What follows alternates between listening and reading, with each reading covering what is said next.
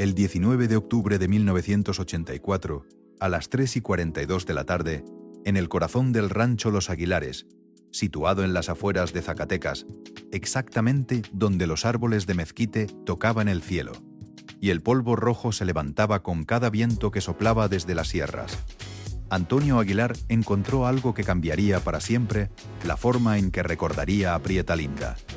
No fue un hallazgo accidental.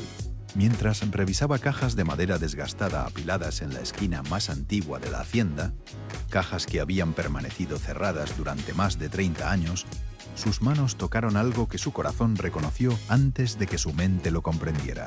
Una carpeta de cuero color marrón oscuro, desgastada por el tiempo, con las esquinas gastadas y una cinta de seda roja anudada alrededor, como si alguien la hubiera dejado lista para ser entregada en algún momento que nunca llegó. Dentro de esa carpeta descansaban 13 documentos. 13. No uno. No dos. 13 documentos firmados por Prieta Linda con su caligrafía característica, esa letra elegante y firme que él había visto miles de veces en contratos, cartas, notas personales. Pero esto era diferente, completamente diferente. Si tú también creciste admirando a las mujeres de la época de oro, esas que cantaban, actuaban, brillaban en las pantallas de cine mientras guardaban sus mayores secretos en el corazón, entonces quédate conmigo. Porque lo que estoy a punto de revelarte no son rumores de revista de chismes, ni historias distorsionadas por el tiempo. Son documentos reales, palabras escritas con la propia mano de una mujer que decidió contar verdades que durante décadas permanecieron en la penumbra. Si alguna vez sentiste que aquellas voces, aquellas canciones y aquellas historias escondían algo más detrás de los aplausos, dale like a este video. Porque hoy vamos a abrir una puerta que permaneció cerrada durante más de 40 años. Una puerta donde el brillo de la fama ocultaba silencios, renuncias y sacrificios que casi nadie se atrevió a contar. Y suscríbete, porque cada semana destapamos los secretos mejor guardados de las grandes estrellas que marcaron generaciones. Quédate hasta el final, porque lo que estás a punto de escuchar podría cambiar por completo la imagen que tienes de Prieta Linda, de la familia Aguilar y de toda una era que creímos conocer. Ahora sí, volvamos a esa tarde de octubre cuando todo comenzó a revelarse. Antonio abrió el primer documento con las manos temblando.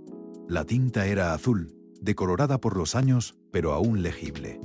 La fecha en la esquina superior derecha decía 23 de febrero de 1956. Hace casi 30 años.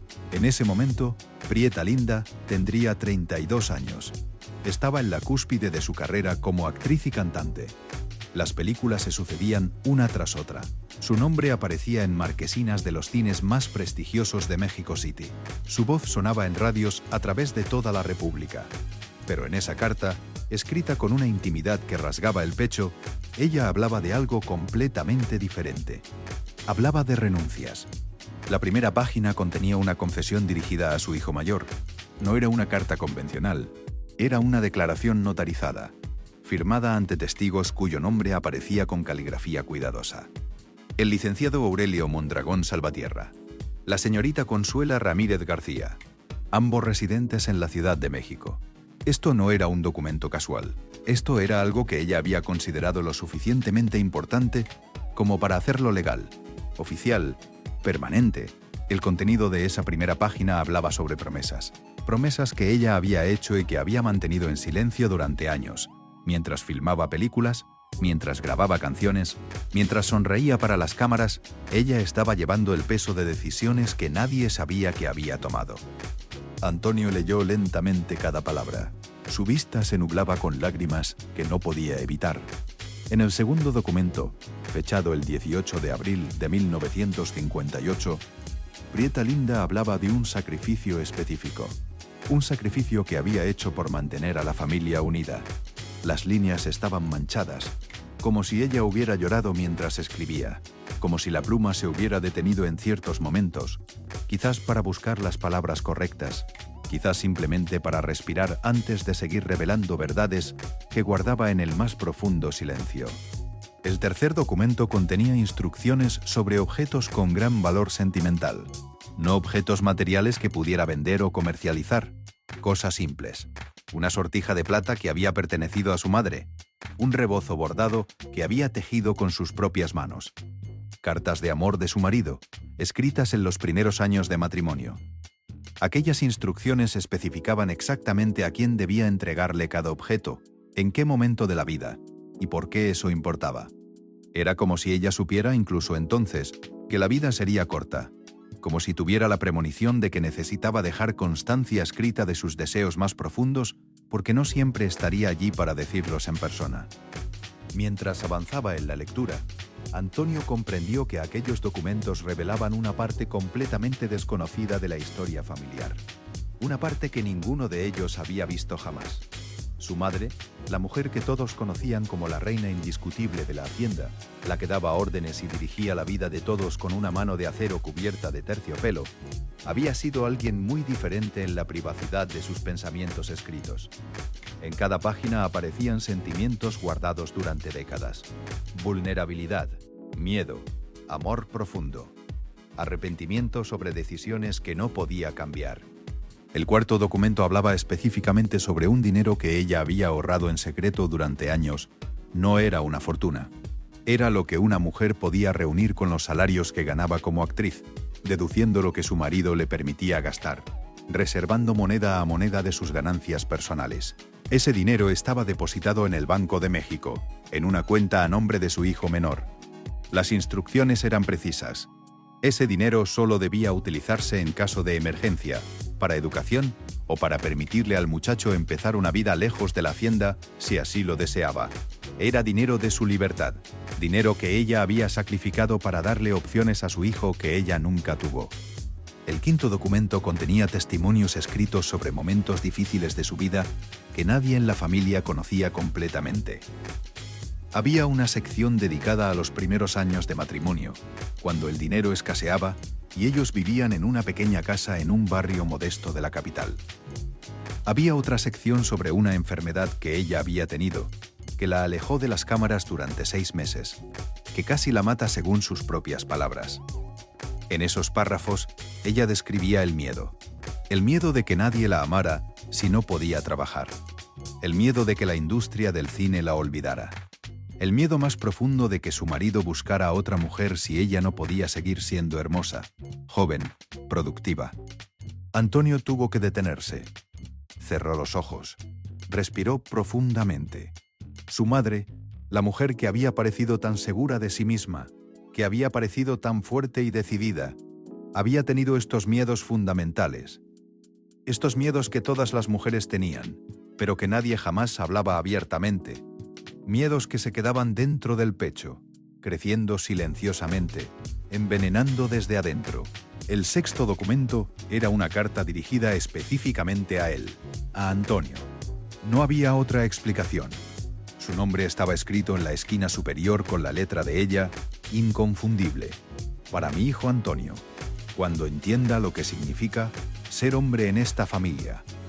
La carta estaba sellada con una etiqueta que decía: abrir después de mis 45 años de edad. Cuando Prieta Linda escribió esa nota, Antonio apenas tenía 12 años. Ahora tenía 38. La carta llevaba 27 años esperando ser abierta. 27 años guardando palabras que ella consideraba cruciales que él escuchara, pero solo cuando madurara lo suficiente para entenderlas realmente. Antonio tuvo que hacer un esfuerzo sobrehumano para no abrirla en ese momento. Decidió que primero terminaría de revisar los otros documentos. Necesitaba la totalidad del cuadro antes de sumergirse en una comunicación tan personal de su madre. El séptimo documento hablaba sobre la relación con sus padres, los abuelos de Antonio. En esas páginas, Prieta Linda escribía sobre cómo había sido crecer como hija de un hombre que creía que las mujeres existían para servir y obedecer. Como su madre, la abuela que Antonio apenas recordaba, había aceptado esa vida con una resignación que Prieta Linda juró que nunca aceptaría para sí misma. Pero luego ella escribía: la vida te enseña que incluso cuando juras que serás diferente, muchas cosas quedan igual. Los sacrificios simplemente toman formas diferentes. El silencio persiste. Las mujeres siguen callando porque callarse es más fácil que enfrentar la tormenta. En el octavo documento, fechado en 1962, Prieta Linda hacía referencia a un evento específico que ella no había compartido con nadie en la familia. Había sido propuesta para una película importante. Una película que la habría llevado a Hollywood, pura, clara, desnuda de la dependencia de México.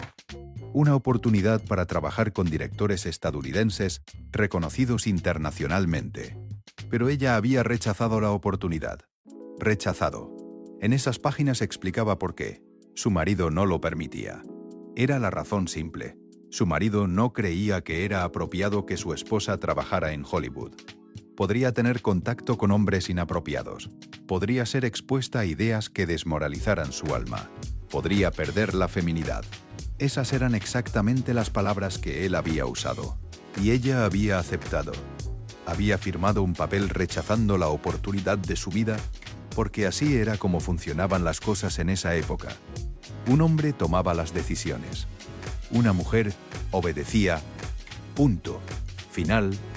Lo que herían a Antonio al leer esto no era que su padre hubiera hecho eso, era que Prieta Linda hubiera aceptado.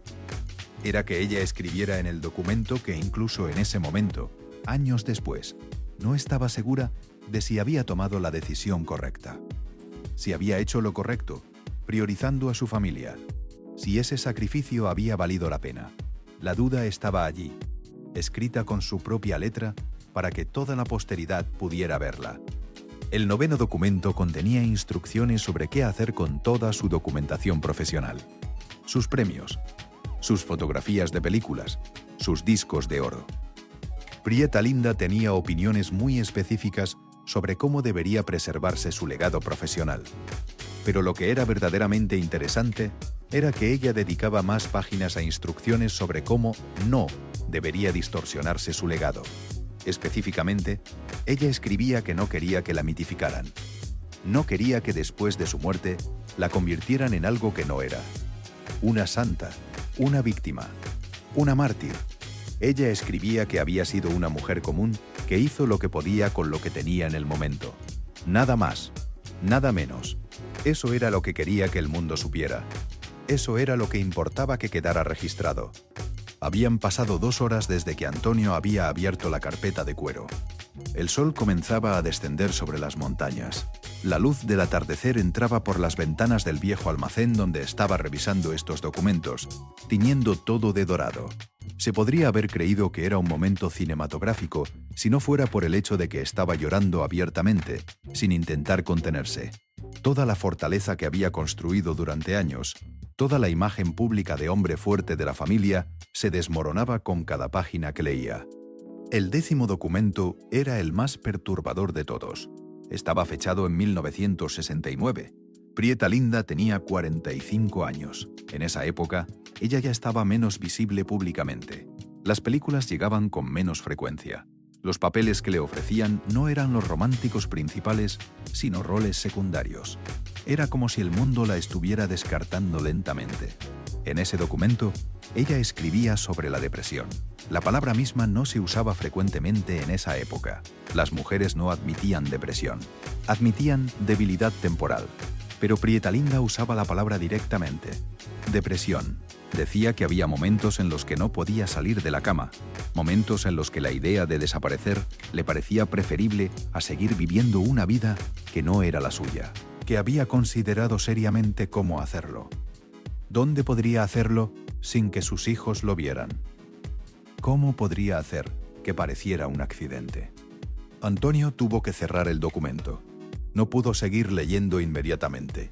Cuando eras un niño, tu madre es una figura de autoridad. Después se convierte en la mujer que envejece a tu lado. Pero nunca esperas descubrir que esa persona que siempre viste como fuerte había estado tan cerca del abismo, que había estado buscando desesperadamente una forma de salir de una vida que la ahogaba, que tus propios ojos, tus propios abrazos, habían sido el hilo que la mantenía enganchada a esta existencia. Cuando fue capaz de seguir, Antonio abrió el 11º documento. Este hablaba sobre el punto de inflexión. El momento en que ella había decidido que no se quitaría la vida. Había sido algo simple, según ella escribía. Un día, Mientras estaba sola en su habitación, considerando seriamente los pasos que tomaría, su hijo menor había entrado sin golpear. El niño tendría unos 6 años en ese momento. Había gateado hasta la cama, donde ella estaba acostada. Se había acurrucado contra ella y le había dicho algo. Las palabras exactas estaban escritas en el documento. «Mamá, ¿tienes los ojos tristes? ¿Por qué estás triste? ¿Puedo hacer algo para que dejes de estar triste?». Esas palabras, escritas por su hijo con toda la inocencia de un niño pequeño, la habían traído de vuelta. La habían traído de vuelta del borde. Porque en ese momento había comprendido que su ausencia no sería una liberación. Sería un daño. Un daño que marcaría a esos niños para el resto de sus vidas. A partir de ese día, ella escribía. Había aprendido a esconder el dolor. Había aprendido a sonreír cuando estaba destrozada. Había aprendido a seguir cantando aunque el corazón estuviera partido. Porque sus hijos necesitaban una madre. Incluso si esa madre tenía que fingir que estaba bien cuando estaba completamente rota. El 12º documento era más breve que los otros. Contenía una serie de cartas no enviadas. Cartas que Prieta Linda había escrito, pero nunca había entregado. Había una dirigida a su marido, quien para ese momento ya había fallecido. En ella le contaba cosas que nunca se había atrevido a decirle en vida. Que lo había amado profundamente, pero que su amor también la había destruido. Que él nunca había entendido realmente lo que ella necesitaba. Que él había amado la idea de ella, la mujer hermosa que llevaba de la mano en eventos sociales, pero nunca había entendido quién era realmente ella, sus miedos, sus sueños que fueron abandonados, sus ambiciones que fueron sofocadas. Había otra carta dirigida a su padre. En ella le decía que lo perdonaba por haber sido el tipo de hombre que era, que había hecho lo mejor que sabía hacer, criado de la forma en que lo habían criado a él. Que quizás el perdón verdadero era entender que los hombres de su generación simplemente no sabían cómo amar a una mujer sin poseerla, sin controlarla, sin hacerla pequeña para que cupiera en sus vidas. Antonio sostenía esa carta con las manos temblando. Palabras de su abuela, palabras que ella nunca había podido decir en la vida. Palabras que había necesitado escribir para poder soltar la rabia, el resentimiento, el dolor acumulado de una vida completa. Y ahora, esas palabras llegaban a través del tiempo, a través de la muerte, para tocar el corazón de su nieto, para hacerle entender que el ciclo tenía que romperse en algún momento, que alguien tenía que decidir que las cosas iban a ser diferentes. Finalmente, Antonio llegó al 13º documento, el último. Este era el más corto de todos, solo una página. Estaba fechado en 1975. Prieta Linda tendría 51 años. Apenas 2 años después, escribiría el documento. Ella estaría muerta. Una enfermedad repentina, rápida, que se la llevó en menos de 3 meses. En esa última página, ella escribía sobre lo que le gustaría que su familia supiera cuando ya no estuviera. No era un testamento, no era instrucciones legales. Era simplemente su verdad. Ella escribía que había vivido una vida que no fue completamente suya. Una vida moldeada por las expectativas de otros. Moldeada por su género, por su época, por las decisiones que los hombres a su alrededor habían tomado en su nombre. Pero escribía también que a pesar de todo eso, había momentos de verdadera belleza. Momentos en los que había sentido la libertad de ser ella misma. En el escenario, en ciertos momentos con sus hijos, en conversaciones privadas con amigas que entendían el peso que llevaba. En esos momentos breves, escribía ella, había sentido quién era realmente. No la esposa, no la madre, no la estrella de cine, simplemente ella. Una mujer buscando significado en una vida que no había elegido completamente. Y luego venían las líneas finales. Las palabras que cambiarían para siempre la forma en que Antonio entendería a su madre. Ella escribía: a mis hijos, cuando lean esto, quiero que sepan que el mayor regalo que pueden recibir de mí no está en estos documentos, no está en el dinero que he ahorrado o en los objetos que he dejado. El mayor regalo es la posibilidad de una vida diferente. Yo viví limitada por las circunstancias en que nací, por el cuerpo que me tocó tener, por los hombres en mi vida que no sabían cómo amar sin destruir. Pero ustedes no tienen que vivir así. Ustedes pueden tomar las decisiones que yo no pude tomar. Pueden decir las palabras que yo no pude decir. Pueden ser las personas que yo nunca fui completamente libre de ser. Ese es mi legado verdadero. No las películas, no las canciones, no el dinero, sino la posibilidad de que sus vidas sean completamente suyas, de una forma que la mía nunca fue. Les pido, como lo último que les pido en este mundo, que no desperdicien esa oportunidad, que no dejen que otros determinen quiénes son, que se atrevan a ser completamente ustedes mismos, incluso cuando duela, incluso cuando el mundo les diga que no está permitido. Antonio permaneció en silencio durante un largo tiempo. Los documentos estaban esparcidos sobre la mesa de madera frente a él. El sol se había puesto completamente. Solo la luz del atardecer, débil ahora, iluminaba débilmente el espacio donde estaba. No lloraba, simplemente estaba, presente, respirando, asimilando lo que había encontrado. Esos 13 documentos no eran evidencia de escándalo. No guardaban secretos sórdidos que pudieran destruir reputaciones.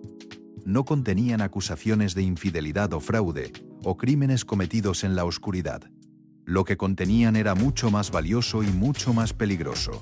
Contenían la verdad sobre lo que significaba ser una mujer en esa época, la verdad sobre los sacrificios que nadie veía, la verdad sobre el costo de la belleza, de la fama, de la obediencia.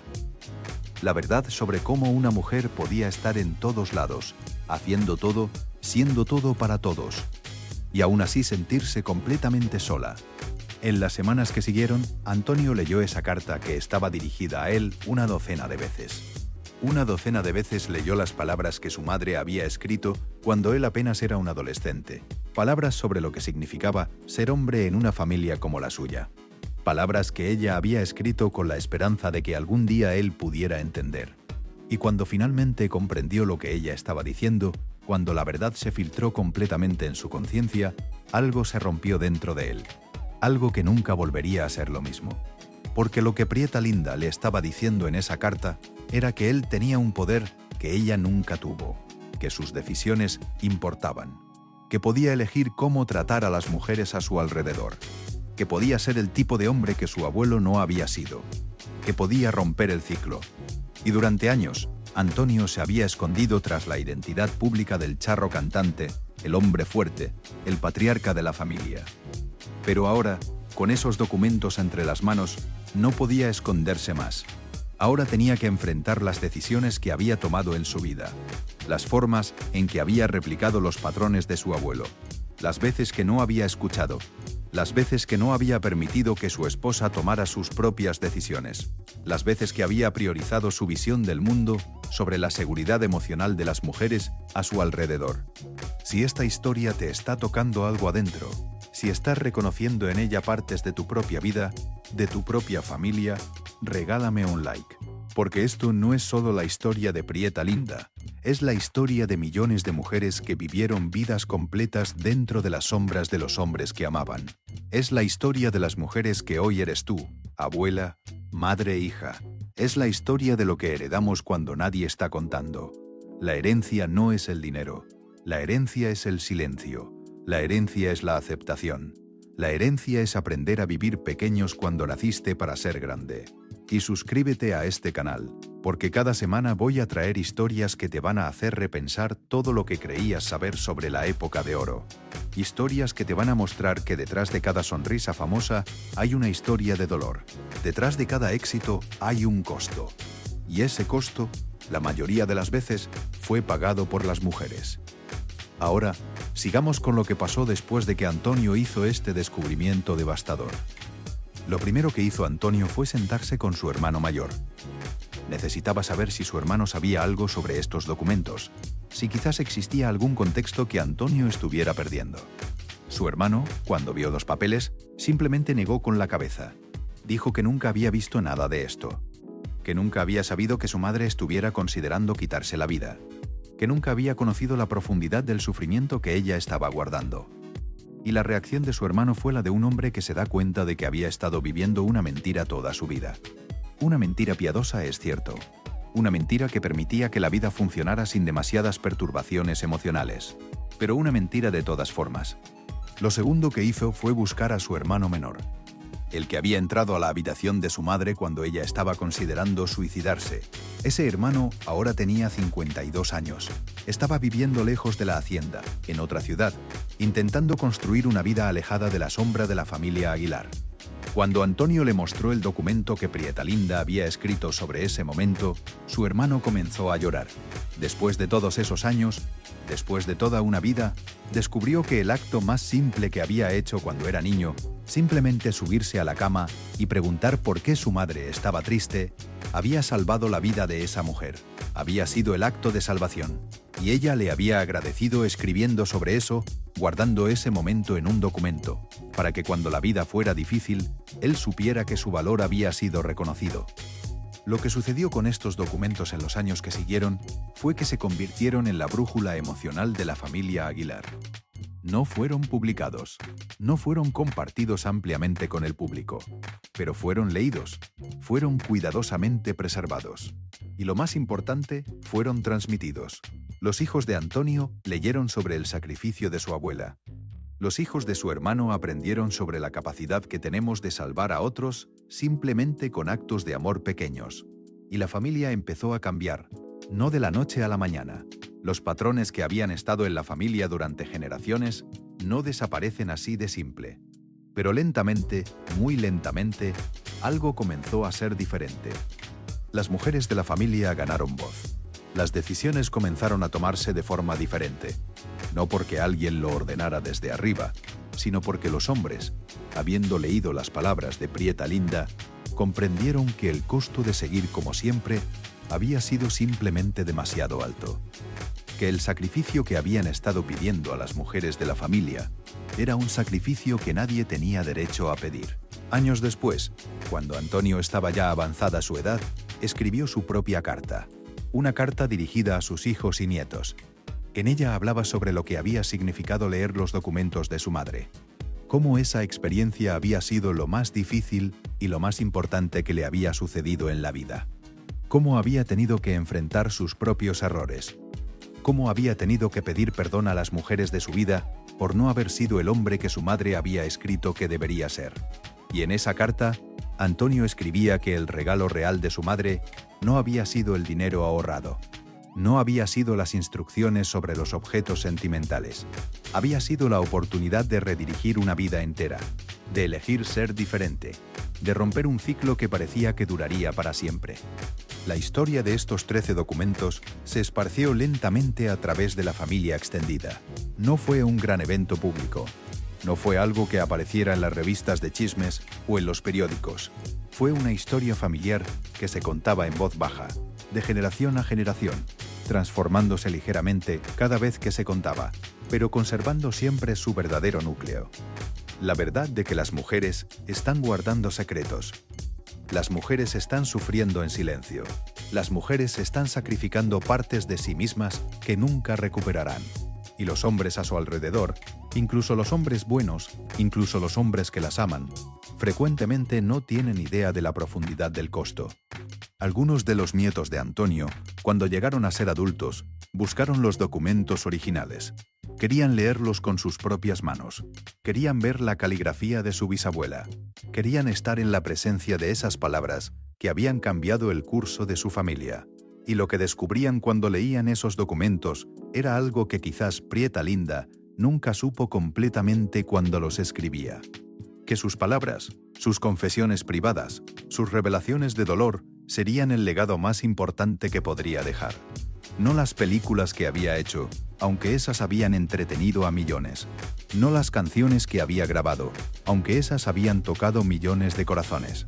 Lo más importante que Prietalinda dejó fue la verdad sobre lo que significaba ser ella, y por extensión, lo que significa ser cualquier mujer que vive bajo el peso de las expectativas de otros. En la hacienda Los Aguilares, en ese cuarto donde Antonio había hecho el descubrimiento inicial, ahora hay un pequeño museo privado. No es algo que el público pueda visitar. Es solo para la familia. Y en la pared principal, enmarcados bajo vidrio, están los 13 documentos de Prietalinda. No están en una vitrina que los proteja obsesivamente, como si fueran reliquias sagradas. Están colgados de forma que puedan ser leídos, como si Prieta Linda estuviera insistiendo, incluso después de la muerte, en que su mensaje fuera escuchado, que no fuera ignorado, que no fuera archivado y olvidado como su vida privada había sido archivada y olvidada durante tanto tiempo. Los visitantes que vienen a la hacienda para aprender sobre la historia de la familia Aguilar, a menudo no se dan cuenta de que existe este cuarto. Pero los miembros de la familia lo saben. Y cada uno de ellos, cuando llega a cierta edad, a cierto nivel de madurez, es traído a este cuarto por un adulto de la familia, y se les muestran los documentos, y se les cuenta la historia de lo que Prieta Linda había guardado. Y cada persona que lee esos documentos sale del cuarto siendo alguien ligeramente diferente de quien era cuando entró. Lo que es increíble al reflexionar sobre esta historia es que Prieta Linda, en el momento en que escribía estos documentos, nunca podría haber sabido el impacto que tendrían, que escribía en una época en que las mujeres simplemente no compartían estos tipos de secretos, cuando la vulnerabilidad era visto como debilidad, cuando admitir que estabas considerando el suicidio era algo que te marcaría socialmente por el resto de tu vida. Y aún así, ella escribió. Ella escribió porque necesitaba dejar un registro de su verdad, porque necesitaba que alguien supiera, porque necesitaba que después de su muerte, cuando ya no pudiera ser silenciada por consideraciones de propiedad social o modestia femenina, su voz fuera escuchada. Lo que muchas personas no comprenden sobre la época de oro del cine mexicano es que era una época particularmente sofocante para las mujeres. Las películas que vemos hoy, esas historias románticas donde las mujeres son hermosas y obedientes y adecuadamente sumisas, fueron creadas por hombres, interpretadas por mujeres que a menudo pagaban un precio personal enorme por estar allí. Prieta Linda fue una de esas mujeres. Fue una de las que sonrió para las cámaras mientras guardaba dentro de sí misma un sufrimiento que ningún cine podría capturar, que ninguna película podría contar, que nadie podría ver porque se suponía que las estrellas de cine no tenían problemas.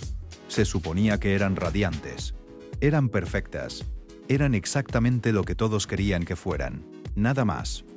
Los documentos revelan, en las líneas entre las líneas, la presión constante que una mujer como Prieta Linda estaba bajo.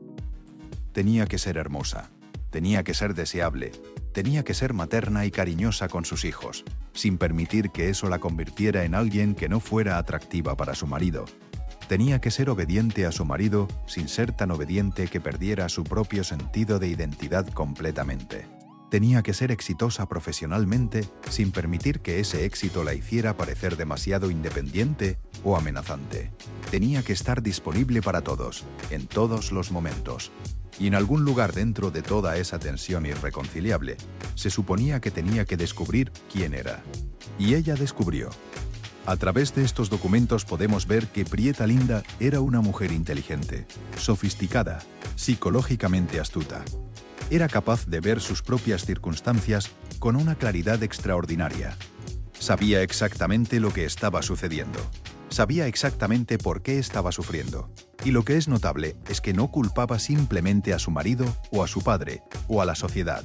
Ella escribía sobre la complicidad de sí misma, sobre cómo ella había elegido obedecer, cómo ella había decidido que la seguridad material y la seguridad emocional de sus hijos eran más importante que su propia autonomía. Y esa es la revelación más perturbadora de todos los documentos. La autorrealización de que sus propias decisiones, incluso las que tomó bajo coacción, ahora eran algo de lo que tenía que vivir. Pero lo que es hermoso, lo que te hace llorar cuando lo entiendes, es que ella no quedó atrapada allí. En toda su escritura, incluso en sus momentos más oscuros, había un hilo de esperanza. Una esperanza de que sus hijos pudieran ser diferentes, de que generaciones futuras pudieran vivir vidas menos limitadas, de que el sacrificio que ella estaba haciendo tendría algún significado si lograba cambiar el curso de su familia. Y aparentemente, logró exactamente eso. Los documentos también revelan que Prieta Linda estaba en comunicación constante con otras mujeres que estaban pasando por situaciones similares. Había referencias a conversaciones privadas con otras actrices, referencias a amigas que estaban considerando abandonar a sus maridos, referencias a círculos privados donde las mujeres podían hablar sobre cosas que no podían hablar públicamente. Estos grupos, según lo que Prieta Linda escribía, eran salvavidas emocionales. Eran los espacios donde una mujer podía quitarse la máscara. Podía ser honesta sobre lo mucho que odiaba algunos aspectos de su vida. Podía escuchar las historias de otras mujeres y saber que no estaba sola. Una de las cartas no enviadas en el 12º documento estaba dirigida a una de sus amigas más cercanas, una actriz que ahora es prácticamente olvidada por la historia, una mujer que aparentemente consideró seriamente quitarse la vida, pero que fue salvada por su propio hijo, de la misma manera que Prieta Linda. En esa carta, Prieta Linda escribía que creía que la sociedad estaba creando una situación donde las mujeres sensibles, inteligentes y pasionales estaban siendo empujadas hacia la desesperación, que estábamos perdiendo a nuestras mejores personas porque les pedíamos que se hicieran más pequeñas, más calladas, más complacientes que lo que era humanamente posible ser. Lo más asombroso de estos documentos, si realmente los estudias, es que fueron escritos en una época en que nadie estaba hablando sobre estas cosas. No había términos como depresión posparto, no había diagnósticos de ansiedad, no había legitimidad para lo que estaban experimentando las mujeres. Y aún así, Prieta Linda escribía sobre estas cosas con una precisión psicológica que no habría parecido fuera de lugar en un manual moderno de psicología. Ella entendía, a algún nivel, que lo que le estaba sucediendo era un problema de salud mental, que no era simplemente debilidad de carácter, que no era simplemente falta de gratitud por la vida privilegiada que estaba viviendo. Si eres mujer y estás escuchando esto, si alguna vez has sentido que las expectativas sobre ti eran simplemente demasiadas, si alguna vez has pensado que todo el mundo a tu alrededor estaría mejor sin ti, si alguna vez has considerado desaparecer, entonces estos documentos son para ti. Porque Prieta Linda está hablándote a través del tiempo. Está diciéndote que no estás loca, que no eres débil, que lo que estás sintiendo es una respuesta totalmente racional a un mundo irracional, y que hay un camino hacia adelante, que hay cosas que puedes hacer, que mereces una vida que sea completamente tuya. Dale un like a este video si algo de lo que dije te resonó. Si sentiste que Prieta Linda estaba hablando directamente a tu corazón. Y suscríbete, porque voy a traer más historias de mujeres que cambiaron el curso de sus vidas, que se negaron a convertirse en versiones pequeñas de sí mismas, que ahora, décadas después, están enseñando a sus hijas que hay una forma diferente de vivir. Sigamos con más de esta historia, porque hay aún detalles que necesitas saber. Lo que pasó en el periodo inmediatamente después del descubrimiento de Antonio fue que él enfrentó una crisis existencial profunda.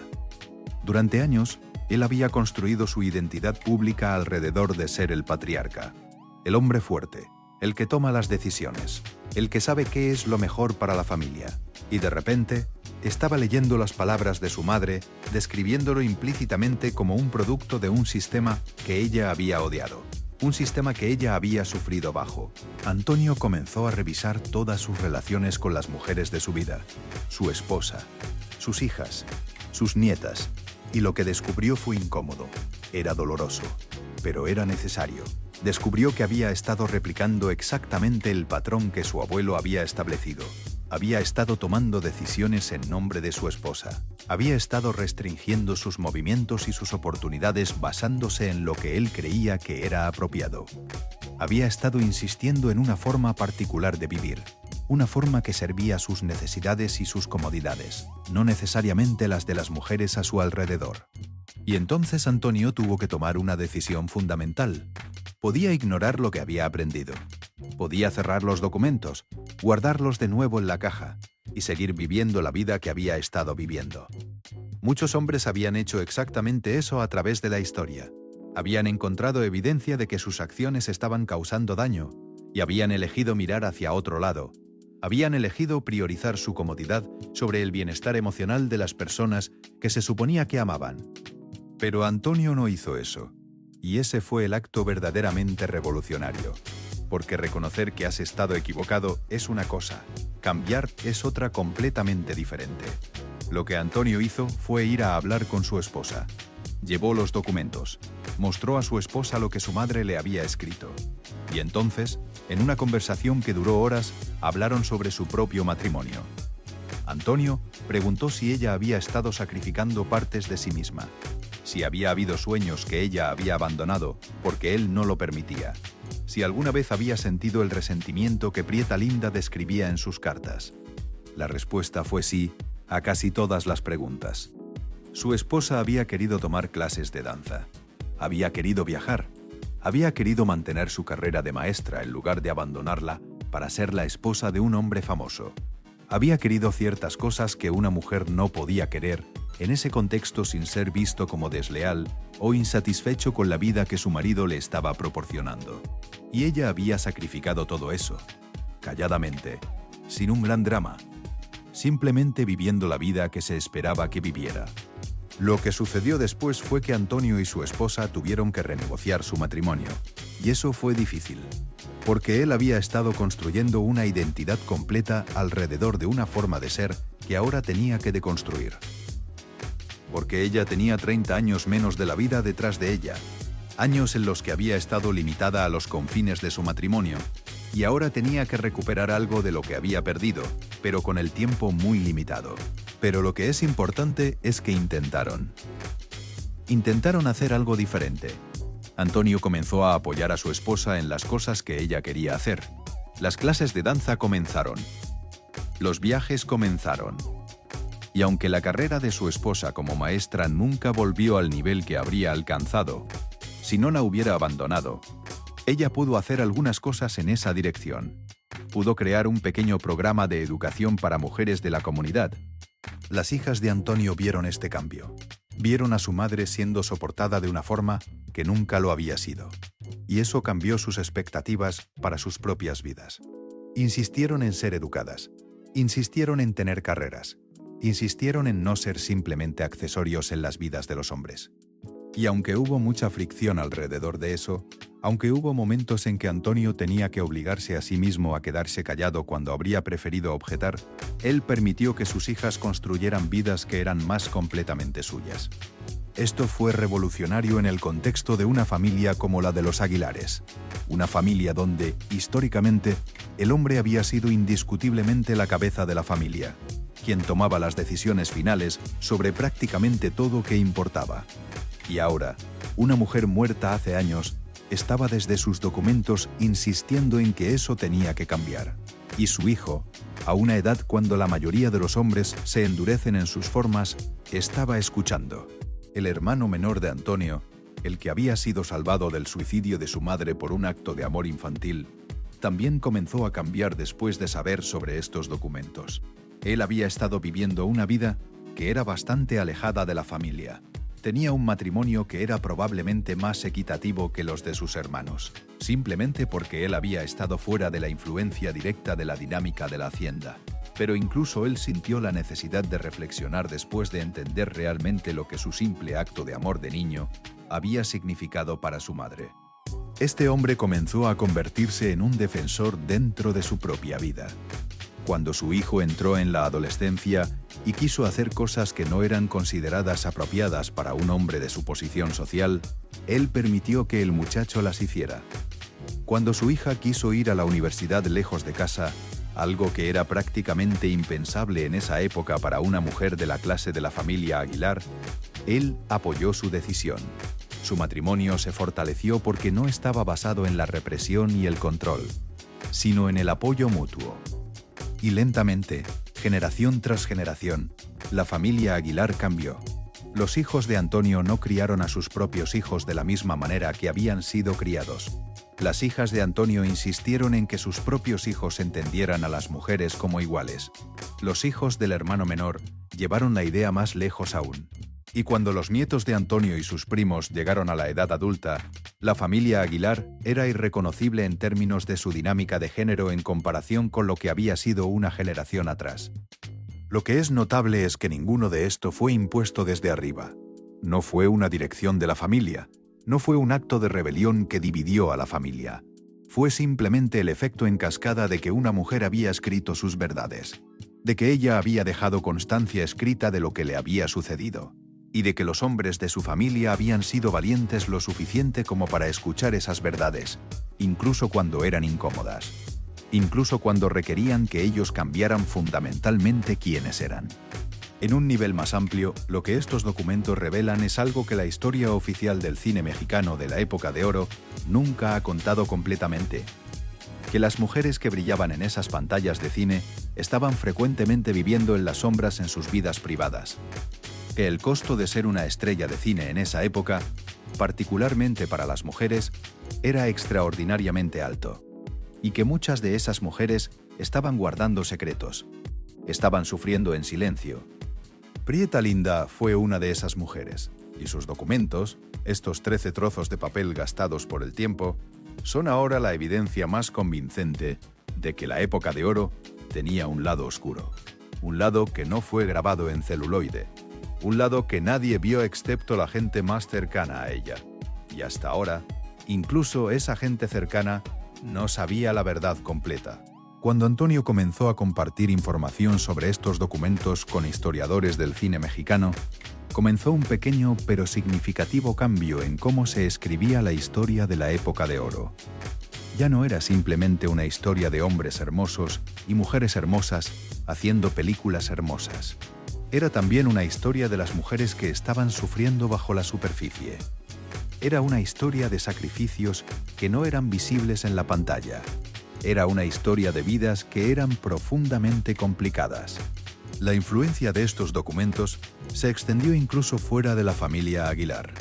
Otras familias de actores y cantantes de la época de oro comenzaron a buscar sus propios documentos, sus propias pruebas de que lo que Prieta Linda había experimentado no era singular, que era sistémico, que era parte de la estructura de cómo funcionaba la industria de la época.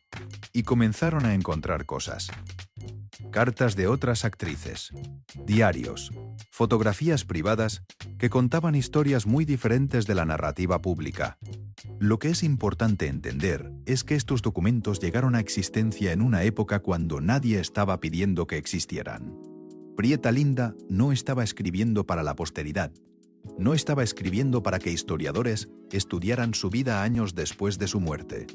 Estaba escribiendo para ella misma, para procesar, para registrar, para asegurarse de que alguien sabría la verdad, incluso si ella no podía decirla en voz alta. Y eso es lo que hace que estos documentos sean tan poderosos. No fueron creados como un acto de autopreservación privada. Una mujer tratando desesperadamente de registrar su verdad antes de que desapareciera completamente bajo el peso de las expectativas sobre ella. Cuando Antonio llegó a los últimos años de su vida, permaneció obsesionado con estos documentos. Pasaba horas en ese cuarto de la hacienda donde estaban enmarcados, simplemente mirándolos, simplemente pensando sobre lo que su madre había ido a través de, simplemente reflexionando sobre cómo una vida podría haber sido tan diferente si su madre hubiera tenido las opciones que sus hijas tenían. Antonio murió en 1998. Era el 87 años. Había vivido lo suficiente como para ver a sus hijos formar familias que eran tan diferentes de su propia familia de origen que era casi como si fueran de una cultura completamente diferente. Había vivido lo suficiente como para ver que el cambio que su madre había iniciado a través de estos documentos se estaba propagando a través de generaciones, que las mujeres en su familia estaban teniendo vidas que eran más completamente suyas. Y creo que en algún nivel eso le permitió morir en paz, sabiendo que finalmente había hecho lo correcto. Ahora, décadas después, en el mundo completamente diferente en que vivimos, estos documentos siguen siendo tan relevantes como lo fueron cuando fueron escritos, quizás más relevantes. Porque aunque hemos hecho progreso en muchos aspectos, las mujeres siguen guardando secretos. Las mujeres siguen sacrificando partes de sí mismas. Las mujeres siguen viviendo en situaciones donde se les pide que sean menos completamente de lo que son. Y hay una lección que Prieta Linda nos está enseñando a través de esos documentos. Una lección que es más importante ahora que quizás nunca antes. Y esa lección es que tu verdad importa, que tu dolor merece ser registrado, que incluso si no puedes decir tus verdades en voz alta ahora, hay valor en escribirlas, en dejarlas constancia, en asegurar que alguien, en algún momento, sabrá lo que realmente fue tu vida. La historia de Prieta Linda es, en última instancia, una historia de esperanza. Es una historia sobre cómo incluso en las circunstancias más difíciles, incluso cuando parece que no hay salida, hay formas de crear cambio. Incluso cuando el cambio es lento, incluso cuando el cambio es incompleto, incluso cuando solo afecta a tu propia familia, no al mundo completo. Porque Prieta Linda no cambió México, no revolucionó la industria del cine, no destruyó el patriarcado, pero cambió su familia. Y eso es lo que importa, eso es el legado verdadero. No son las películas que hizo, no son las canciones que cantó. Es el hecho de que sus hijos y sus hijas, y sus nietos, y sus nietas vivieron vidas más libres porque ella decidió escribir la verdad. Y eso es lo que quiero que entiendas si estás en una situación similar a la que Prieta Linda estaba. Si estás en una vida que no elegiste completamente. Si estás haciendo sacrificios que nadie reconoce. Si estás guardando dolor en tu pecho. Hay esperanza. No necesariamente esperanza de que todo cambie inmediatamente. No necesariamente esperanza de que tu situación mejore en tu propia vida. Pero esperanza de que tu verdad importa. Que tu historia importa. Y que si registras eso, si lo dejas constancia de alguna manera, es posible que cambies el curso de generaciones futuras de tu propia familia. Pero lo que nadie dentro de la familia imaginaba era que aquellos 13 documentos no habían terminado de hablar. Durante años se creyó que todo lo importante estaba escrito en esas hojas amarillentas, en aquellas confesiones de Prieta Linda, en esas instrucciones que Antonio leyó con el alma partida. Sin embargo, cuando la familia comenzó a revisar con más cuidado las cajas antiguas del rancho Los Aguilares, apareció algo que volvió a estremecerlo todo. No era otro documento, no era una carta sellada, ni una fotografía olvidada. Era una libreta pequeña, de pasta verde oscuro, escondida dentro del forro de una caja de madera. Estaba tan bien colocada, tan cuidadosamente oculta, que parecía haber sido dejada allí para que solo alguien con paciencia pudiera encontrarla. En la primera página, escrita con la misma letra firme de Prieta Linda, había una frase sencilla: esto no lo escribí para que me perdonaran, lo escribí para que algún día me entendieran. Antonio, ya marcado por lo que había leído antes, sintió que el aire se le detenía. Porque una cosa era encontrar documentos preparados, firmados, ordenados. Pero otra muy distinta era encontrarse con una libreta íntima, sin testigos, sin notario, sin formalidades. Allí no hablaba la artista, no hablaba la esposa, no hablaba la madre que intentaba dejar todo en orden. Allí hablaba la mujer sola. Las primeras páginas no contenían grandes revelaciones, sino detalles pequeños. Y justamente por eso dolían más. Prieta Linda escribía sobre las mañanas en la hacienda, sobre el olor del café recién colado, sobre el sonido de los caballos antes del amanecer, sobre las veces en que se quedaba mirando por la ventana, preguntándose cómo habría sido su vida si hubiera tenido permiso de elegir sin culpa. No decía que odiaba su vida, no decía que no amaba a su familia. Lo que decía era más complejo. Amaba profundamente lo que tenía, pero nunca dejó de llorar lo que perdió. Y esa era la herida verdadera. Porque muchas mujeres de aquella época no vivieron una desgracia visible. No hubo escándalo público. No hubo huida dramática. No hubo gritos en la prensa. Lo que hubo fue una renuncia silenciosa, repetida todos los días. Renunciar a un viaje. Renunciar a una carrera. Renunciar a decir que no. Renunciar a una opinión para evitar una discusión. Renunciar a una parte de sí mismas para que la familia siguiera pareciendo perfecta. Antonio leyó una página donde Prieta Linda contaba que, en una cena familiar, todos hablaban de los logros de los hombres de la casa. De contratos, de tierras, de negocios, de giras. Ella sonrió toda la noche, sirvió café, acomodó platos, escuchó. Nadie le preguntó qué quería hacer ella. Nadie le preguntó qué le dolía. Nadie notó que esa misma tarde había recibido una carta de una productora extranjera invitándola a una audición importante. Una carta que terminó doblando y guardando en un cajón, porque ya sabía cuál sería la respuesta de la familia antes de siquiera mencionarlo. En otra página, Escribió que había aprendido a no emocionarse demasiado frente a las oportunidades, porque cada ilusión que nacía terminaba convirtiéndose en una discusión, y cada discusión terminaba recordándole cuál era su lugar. Una mujer inteligente, escribió, aprende a celebrar sus sueños en silencio, para que nadie se los quite antes de tiempo. Esa frase se convirtió años después en una de las más repetidas por las mujeres jóvenes de la familia, no porque fuera bonita, sino porque era una advertencia. Cuando las nietas de Antonio leyeron esa libreta por primera vez, ninguna pudo terminarla sin llorar. Una de ellas dijo algo que dejó helado a todos. La bisabuela no estaba pidiendo compasión, estaba dejando instrucciones para que no nos pasara lo mismo. Y tenía razón. La libreta no solo era un desahogo, era casi un mapa emocional. Prieta Linda hablaba de los patrones que veía repetirse en su familia. Hombres buenos que no sabían escuchar. Mujeres fuertes que terminaban agotadas. Hijas educadas para obedecer. Hijos criados para decidir. Madres que defendían costumbres que a ellas mismas las habían lastimado. Y en medio de todo eso, una pregunta aparecía una y otra vez. ¿Quién rompe la cadena? Antonio sintió que esa pregunta era para él. Durante meses empezó a actuar distinto, pero al principio nadie lo entendió. Se quedaba callado en conversaciones donde antes imponía su opinión. Preguntaba antes de decidir. Permitía que sus hijas hablaran sin interrumpirlas. Escuchaba a su esposa con una atención que ella no conocía en él. Y aunque eso parecía poco desde afuera, dentro de una familia acostumbrada a obedecer al patriarca, era casi un terremoto. Pero cambiar no fue fácil. Hubo discusiones, hubo resistencia. Algunos familiares decían que Antonio se estaba volviendo débil. Otros aseguraban que esos documentos estaban abriendo heridas innecesarias. Decían que los muertos debían dejarse descansar, que las mujeres de antes habían vivido como les tocó vivir, que no había sentido en juzgar otra época con ojos nuevos. Pero Antonio respondía siempre lo mismo. No estamos juzgando a los muertos, estamos dejando de repetirlos.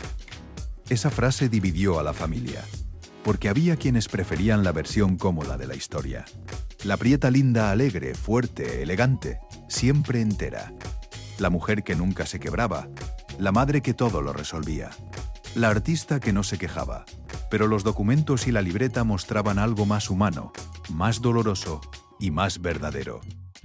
Mostraban que la fortaleza no siempre es no sufrir. A veces la fortaleza es sufrir y aún así seguir cuidando a los demás.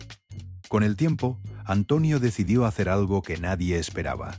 Reunió a los hijos, nietos y familiares más cercanos en el salón principal de la hacienda. Era una tarde tranquila, de esas en que el polvo parecía suspendido en la luz. Sobre una mesa larga colocó los 13 documentos. La libreta verde, algunas fotografías antiguas y varios objetos que Prieta Linda había mencionado en sus instrucciones. La sortija de plata, el rebozo bordado, una cinta de seda roja y una pequeña caja donde guardaba recortes de prensa. Nadie habló durante varios minutos. Entonces Antonio tomó la palabra. No lo hizo como patriarca, no lo hizo como artista, lo hizo como hijo. Dijo que durante años había creído conocer a su madre.